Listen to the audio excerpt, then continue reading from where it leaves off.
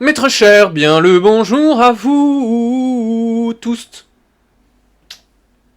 On est parti pour la vidéo suivante des 4 conseils. Aujourd'hui, 4 mises en garde pour bien réussir son développement personnel.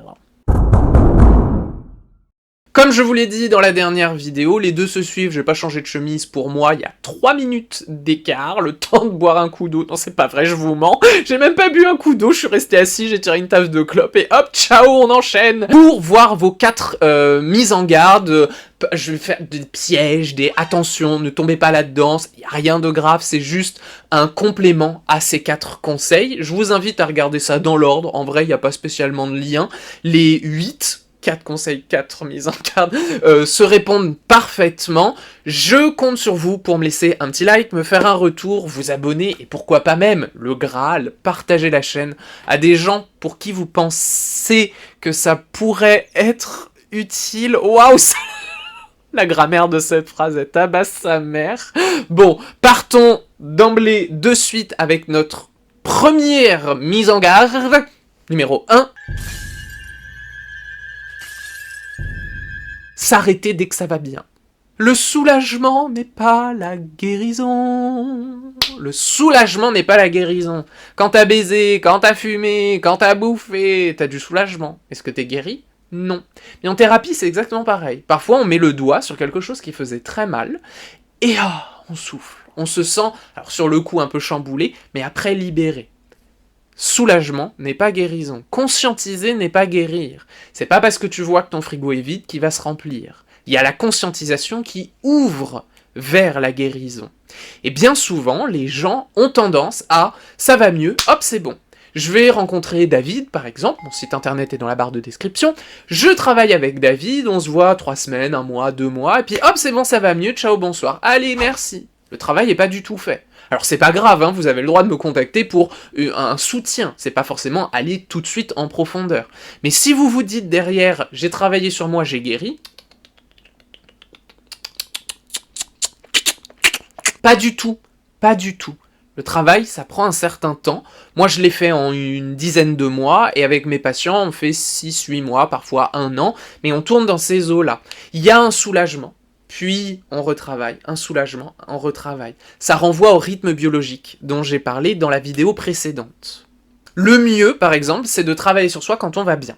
Ça paraît bizarre, mais c'est le mieux.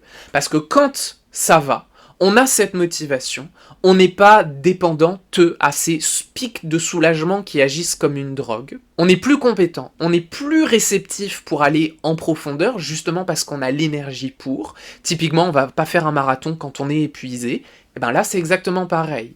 Si ça va pas du tout, il y a peut-être besoin de quelqu'un pour remonter la barre. Mais si ça va et que vous observez quand même des blocages, des remises en question, des choses qu'on n'arrive pas à gérer, bah c'est le bon moment justement pour se dire je vais aller en profondeur. C'est pas de la thérapie de soutien, c'est de la thérapie de dépouillement, développement personnel. C'est plus concret, c'est plus libérateur, c'est plus porteur, d'autant que quand quelque chose ne va pas, on a tendance à se focaliser dessus.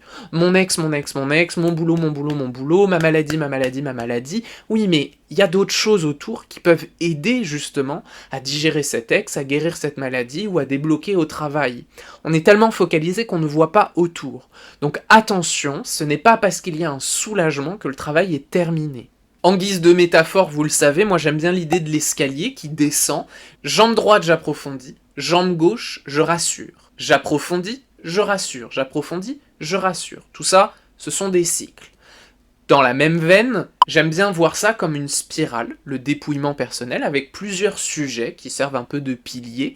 On va parler de ta mère, ton père, ton ex, ton boulot.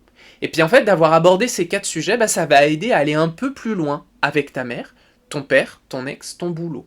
Ça va aider un peu plus loin, etc., etc., etc., etc. Alors parfois, il y a des sujets qui s'arrêtent avant d'autres, donc bah, très bien, on en termine avec 3 sujets, puis 2, puis 1. C'est très progressif, mais parfois, il y a besoin, justement, d'avoir cette conscientisation beaucoup plus générale, d'avoir plus d'exemples, émotionnels par exemple, pour réussir à débloquer, débloquer, débloquer, débloquer. Le sujet principal, ça reste vous, individuellement. Donc forcément, si ça pêche avec ta mère, ton père, ton ex et au boulot, tu es le cœur de tout ça. Donc en résolvant le cœur, ça va impacter l'ensemble. D'où l'importance de ne pas être focalisé et suffisamment ouverte à ce développement-là. Deuxième élément. Deuxième élément, qui est très en lien avec l'élément suivant, vous allez comprendre pourquoi. Une solution n'est pas la solution. La conscientisation n'est pas la conscientisation. Très souvent, les gens se disent « j'ai conscientisé » parce qu'ils ont ouvert les yeux sur le haut de l'iceberg. Sauf que les 8000 km qu'il y a en dessous, c'est mis de côté. Comme j'en parlais dans la première vidéo, c'est très important de se faire entourer, justement. Je réitère pas mon propos, mais je vous explique un petit peu pourquoi le déni pose problème dans la conscientisation de vous-même avec les mécanismes du cerveau. Là, c'est un petit peu la même chose. De se dire, je travaille sur moi, j'ai conscientisé quelque chose, c'est bon, formidable, j'ai conscientisé. Conscientiser n'est pas guérir, je me répète et je le redirai une troisième fois si nécessaire, parce que c'est très important et c'est beaucoup trop ancré dans la période actuelle, parce qu'on n'a pas encore suffisamment de gens qui ont bossé sur eux, pour se dire non, non, conscientiser c'est voir, guérir c'est y aller. Deux choses différentes. Et en l'occurrence, quand il y a conscientisation, quand une solution ou une clé apparaît, bien souvent, dans ma métaphore de l'escalier, oh, petit moucheron, c'est la première marche. Ça veut pas dire que tu as grimpé. Tu ouvres quelque chose. Le but, c'est d'enchaîner les conscientisations. C'est pas parce que tu en as eu 3 dans 3 sujets différents que c'est réglé. Au contraire, tu as ouvert 3 sujets, maintenant vas-y. Il va falloir monter les 3 escaliers avec j'approfondis, je rassure, etc. Typiquement, s'arrêter à une première conscientisation, ça peut être une mécanique, ça peut, hein, c'est pas obligé, ça peut être une mécanique de l'ego. De dire c'est bon, j'ai vu, c'est réglé. Vous voyez, dans cette esquive, résistance, déni que j'évoquais avant. Ça va être l'arbre qui cache la forêt. Non, t'y es pas allé. T'as trouvé une excuse pour te faire croire que t'y es allé. Une solution n'est pas la solution. Dans le dépouillement développement personnel, il vaut mieux avancer sans espoir qu'espérer des résultats. Les résultats, c'est la carotte. La carotte, c'est la dopamine. Attention à ça. Troisième piège. Viser la joie. Bah voilà, viser la joie, le bonheur. Non mais moi, de toute façon, bon, c'est vrai que j'ai 3 concerts, 4 divorces, y a un de mes enfants qui est suicidaire, et je gagne à peine 1200 € en faisant 45 heures par mois, mais je suis dans la gratitude. Franchement, viser la joie, c'est viser la drogue. Point. On pourrait presque passer au 4e. Je vais quand même développer, mais attention, le nombre de personnes sur les réseaux sociaux, dans les commentaires que j'ai en patientèle, etc., qui justement viennent me voir pour être heureux, c'est se mettre le doigt dans l'œil jusqu'au coude. Le but, dans la vie, de manière générale, ça c'est un point de vue, mais pour moi le but, c'est pas la joie, c'est le calme. Être dans le bien-être, c'est être calme. T'as pas besoin de ressentir d'énormes colères, ou d'énormes joies, ou d'énormes frustrations, parce que t'es là avec toi. Pourquoi t'as besoin de ces pics d'émotions?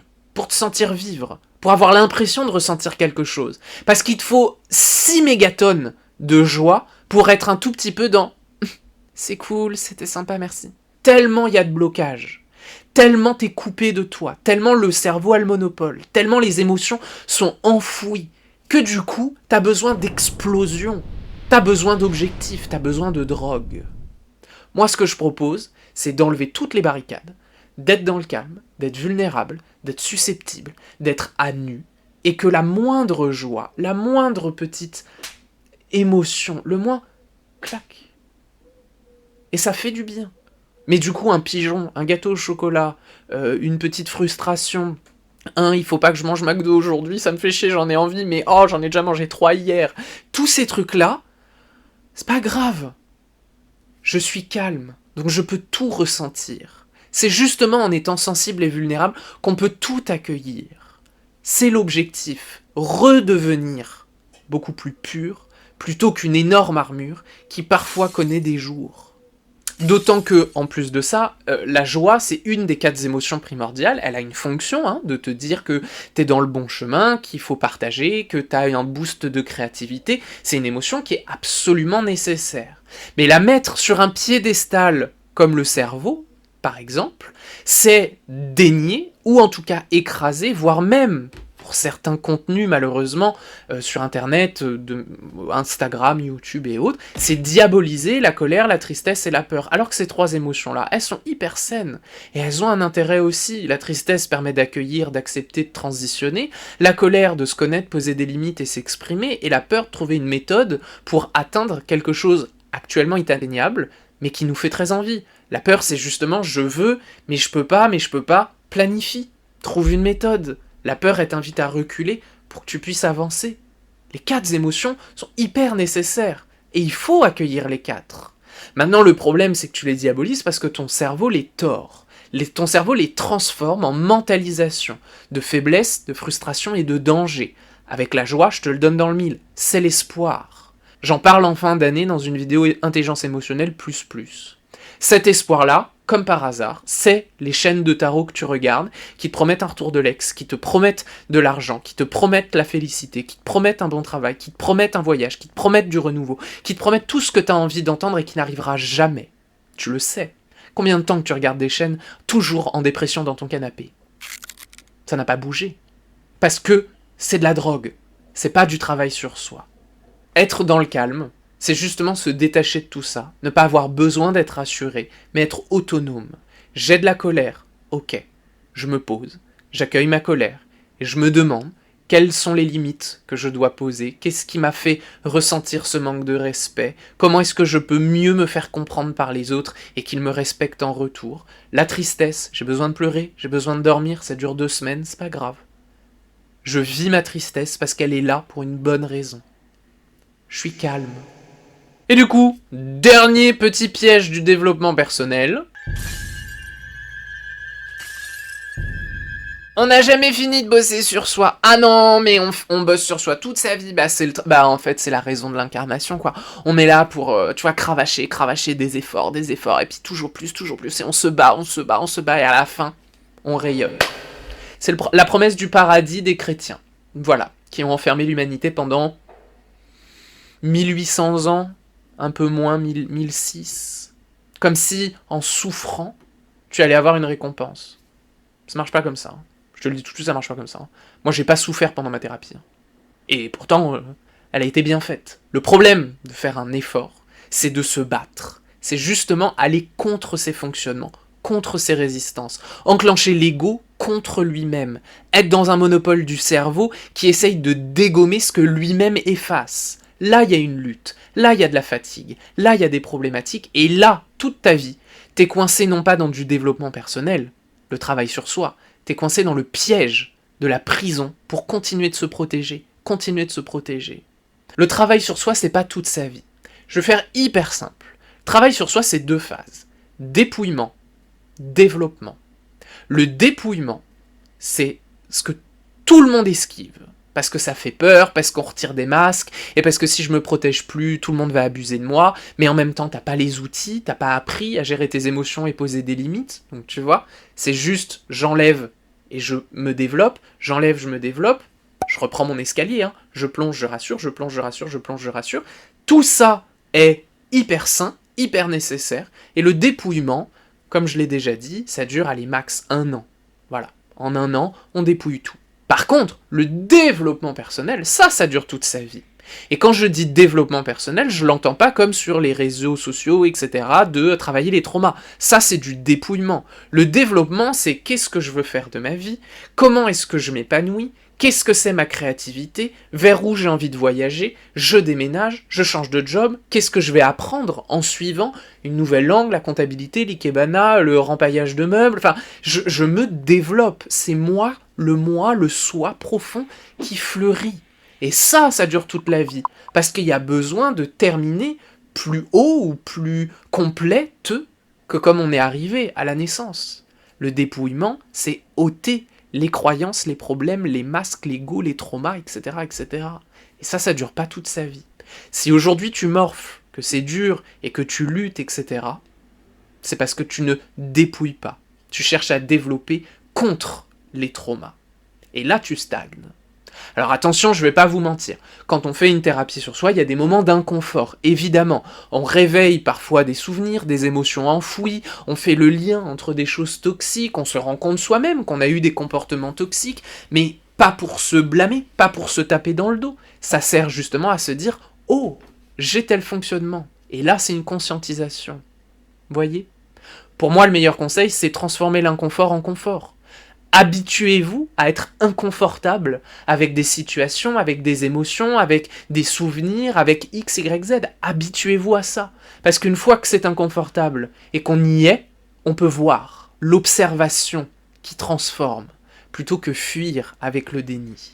J'ai déjà fait des vidéos qui peuvent un peu vous parler de ces deux éléments, de dépouillement et de développement. Dans la partie dépouillement, je regarde mes notes, j'ai la vidéo trauma qui en parle très bien, la vidéo déni qui est sortie il n'y a pas très longtemps.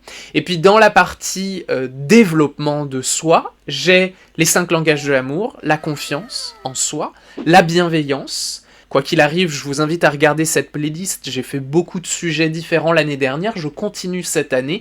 N'hésitez pas à vous cultiver ou justement à aiguiser votre esprit critique pour ne pas être d'accord avec moi. J'attends évidemment dans les commentaires des retours, qu'on puisse faire fleurir tout ça ensemble et peut-être même trouver de nouveaux axes entre nous, vous, moi, entre vous, tout le monde, bref, qu'on travaille ensemble à tout ça. J'espère que la vidéo vous a plu, vous a parlé, je vous embrasse bien fort et je vous dis à tout bientôt. Bye bye!